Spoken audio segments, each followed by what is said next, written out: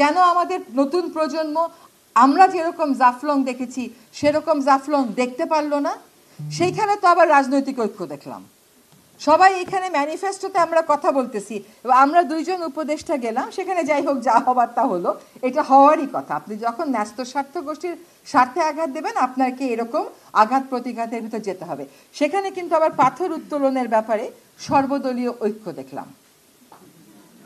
সেখানে কিন্তু দেখলাম না যে আমরা জাফলং রক্ষা করব, পাথর 6%ই তো আমরা আমদানি করে আনবো।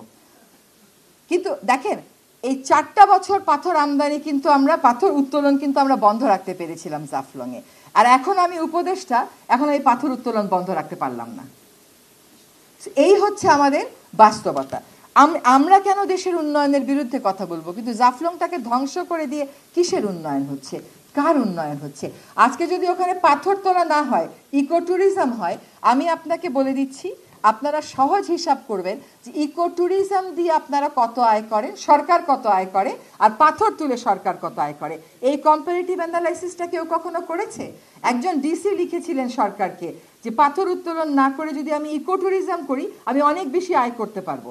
আর তখন এই যে পাথর তুলে মানুষগুলো সারাদিন পানির মধ্যে দাঁড়িয়ে দাঁড়িয়ে পাথর তোলে, এটাকে আপনারা এমপ্লয়মেন্ট বলেন? এটা তো এক্সপ্লয়টেশন, এটা তো ক্লিয়ার কেস অফ এক্সপ্লয়টেশন। এটা এমপ্লয়মেন্ট হলো কেমন করে?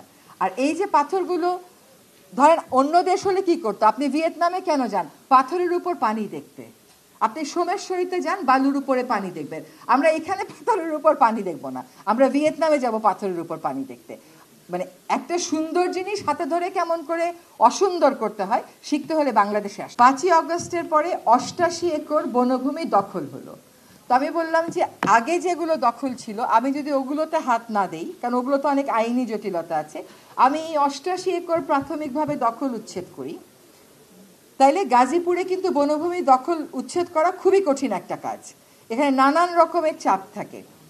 সেই 88 একর বনভূমির উদ্ধার করতে গেলে কত রকমের আলোচনা, কত রকমের বিরূপ মন্তব্যের যে আমাদের মুখোমুখি হতে হলো, এবং কত রকমের অসহযোগিতার যে আমাদের মুখোমুখি হতে হলো, আমি আপনাদেরকে বলবো ইউটিউবে একটু ঘেটে দেখতে।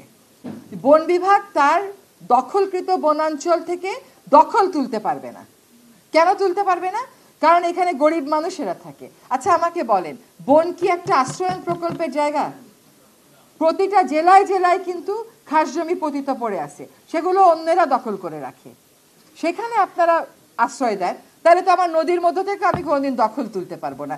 এই যে একটা রাজনীতি, যে এদেরকে সামনে এনে দিয়ে আসলে দখল বাণিজ্য বজিয়ে রাখা, এইখান থেকেও তো আমাদের আসতে হবে সরে। গেলাম সিলেটে, জাফলং এর মতো একটা অপূর্ব সুন্দর জায়গা একেবারে চোখের সামনে নষ্ট হয়ে যেতে দেখলাম, ধ্বংসলীলা। এই পাথর নাকি তুলতেই হবে। কেন তুলতে হবে? কারো কাছে পরিসংখ্যান নাই। অথচ দেশের পাথরের যা আমরা তুলি সবকিছু ধ্বংস করে দিয়ে দেশের পাথর চাহিদার মাত্র 6 ভাগ মিটে হলো এই পাথরগুলো তুলে। বাকি 94 ভাগে আমি আমদানি করি। 94 ভাগে যদি আমি আমদানি করি, 6 ভাগ কেন আমি আমদানি করতে পারলাম না? কেন আমরা ভিয়েতনামে গিয়ে ওদের নদীর ট্যুরিজম কত সুন্দর এটা দেখি, কেন আমি জাফলংয়ে একটা ইকো ট্যুরিজম করতে পারলাম না? তো আপনি ভিয়েতনামে কেন যান? পাথরের উপর পানি দেখতে। আপনি সোমেশ্বরীতে যান, বালুর উপরে পানি দেখবেন। আমরা এখানে পাথরের উপর পানি দেখবো না, আমরা ভিয়েতনামে যাব পাথরের উপর পানি দেখতে। মানে একটা সুন্দর জিনিস হাতে ধরে কেমন করে অসুন্দর করতে হয় শিখতে হলে বাংলাদেশে আসতে হবে। দলের স্বার্থ যা, আপনার রাজনীতির স্বার্থ তাই হতে হবে, আর আপনার রাজনীতির স্বার্থ যা, আপনার জনস্বার্থ তাই নিশ্চয়ই হবে। যদি তাই না হয় তাহলে কিন্তু আমরা সকলেই রাজনৈতিক নেতা হয়ে যাব, যারা রাজনীতি করি এবং রাজনীতি করেন, কিন্তু আমরা সব সময়ের জন্য একজন আত্মত্যাগী রাজনৈতিক নেতা হব না। ফলে যারা রাজনীতি করেন তারা যদি জনস্বার্থ আর রাজনৈতিক স্বার্থকে একই সমান্তরালে রাখেন, তাহলেই কিন্তু তারা প্রকৃত অর্থে আমরা যেরকম রাজনীতিবিদ চাই সেরকম রাজনীতিবিদ হবেন।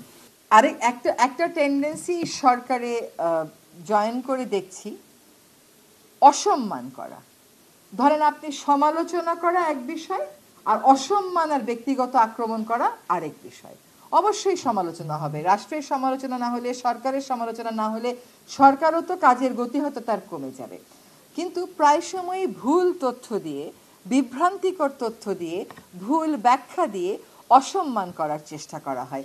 এই যে অসম্মান করার চেষ্টাটা করা হয়, এটা করলে হয় কি, দেশে আর গ্রহণযোগ্য ব্যক্তিত্ব থাকে না। যখন দেশে গ্রহণযোগ্য ব্যক্তিত্ব না থাকে, এটা কিন্তু স্বৈরাচারের একটা স্টাইল ছিল, যে সবাইকে ট্যাগিং করবে, নানানভাবে বলে এমন বিতর্কিত করে ফেলবে যাতে ক্রাইসিস মোমেন্টে কেউ আর দায়িত্ব নেওয়ার জন্য আমরা ভাবি দেশে তো আর কোনো লোক নাই, তাহলে এই কাজটা কে করবে। এই অসম্মান করার যে একটা কালচার, এখান থেকে আমাদেরকে সরে আসতে হবে। একটা কথা আছে না, যে যেই দেশ জ্ঞানীর চর্চা সম্মান দিতে জানে না, সেই দেশে তো আপনি জ্ঞানী পাবেন না। করবেন এইবার যে কমিটমেন্ট করবে, এই কমিটমেন্ট থেকে যেন আর নড়াচড়া করতে না পারে। এটা কেমন করে আপনারা করতে পারবেন? এখনকার ভোট ব্যাংকের একটা বড় অংশ কিন্তু আপনারা। এই যে আপনারা ডাকেন আর সবাই রাজনীতিবিদেরা চলে আসে, আপনারা ভোট দেবেন তো? অনেক বেশি ভোট আপনাদের হাতে, ফলে তারা আসবেন। এবং আপনারাও চাইলে এখন তাদেরকে ঠিক যেভাবে আমাদেরকে নজরদারির মধ্যে রাখেন, তাদেরকেও রাখবেন। একটা পোস্ট পড়ছিলাম এখানে বসে বসে, সেখানে একটা কথা লেখা আছে, সম্মান রেখেই বলছি, মাত্রই ফেসবুক পোস্টে, এখন টিভি মনে হয়, তাদের একটা পোস্ট এসছে, ঢাকার খালগুলোতে রাজনীতিবিদ, মেয়র, ডিসিদের বছরে 2 বার গোসল করার বিধান থাকলে পরিবেশ ঠিক হয়ে যাবে। এটা একজন জামাত নেতা বলেছেন। তো এই বুদ্ধিটা আসলে আমার মাথায় আসেনি, এই বুদ্ধিটা কিন্তু আমারও না। সো উইথ ডিউ রেসপেক্ট বলছি যে আসলে রাজনীতিবিদরাই দেশের সমস্যার সমাধান দেবেন। আমাদের রাজনীতিবিদেরা বা রাজনৈতিক প্রথা বারবার যদি সফল হইতো, তাহলে আমাদেরকে আর দায়িত্ব নিতে হতো না হয়তো, বা আমাদেরকে একটা ক্রাইসিস মোমেন্টে আসতে হয় মাঝখানের একটা যোগসূত্র করে দেওয়ার জন্য। হ্যাঁ, তো শেষ সমাধান কিন্তু রাজনীতিবিদদের হাত ধরেই আসতে হবে। এবং যদি পরিবর্তনকে টেকসই হতে হয়, তাহলে পরিবর্তনকে টেকসই রাজনীতিবিদেরাই করতে পারবেন, তো তাদের সেই ম্যান্ডেটটা থাকে। আমরা একটা সহায়ক শক্তি হিসাবে হয়তো ক্রাইসিস মোমেন্টে কতগুলো কাজ করে দেওয়ার জন্য আমাদের ডাক পড়েছে। এখন ম্যানিফেস্টো যখন করেন আর রাজনীতি যখন আমরা করি, রাজনৈতিক স্বার্থ আর জনস্বার্থ এইটা কি আলাদা হতে পারে? এটা তো আলাদা হবার কোনো সুযোগ নাই। আপনার